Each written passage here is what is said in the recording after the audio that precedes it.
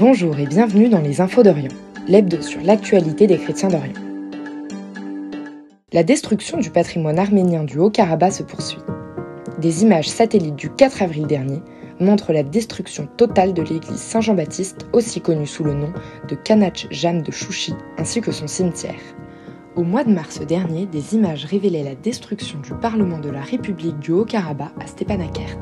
En septembre dernier, les Arméniens du Haut-Karabakh ont massivement fui la région lors de son invasion par l'armée azerbaïdjanaise. Aujourd'hui, ils craignent une politique globale d'effacement de toute présence arménienne sur une terre qu'ils ont occupée durant 3000 ans.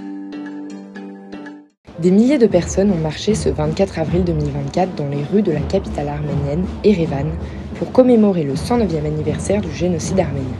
Torche à la main pour certains, fleurs pour d'autres, ils ont fait mémoire des 1,5 million d'Arméniens assassinés dans l'Empire ottoman.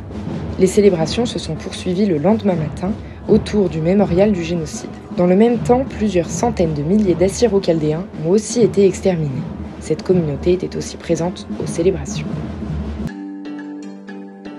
À Bartella, en Irak, la restauration de l'ancienne église Mar Gorgis s'est achevée. Elle a été inaugurée ce 23 avril par Monseigneur Hanno, archevêque syriaque catholique de Mossoul à l'occasion de la Saint-Georges. Pourtant épargné par Daesh durant l'occupation de la ville, son état était fortement dégradé.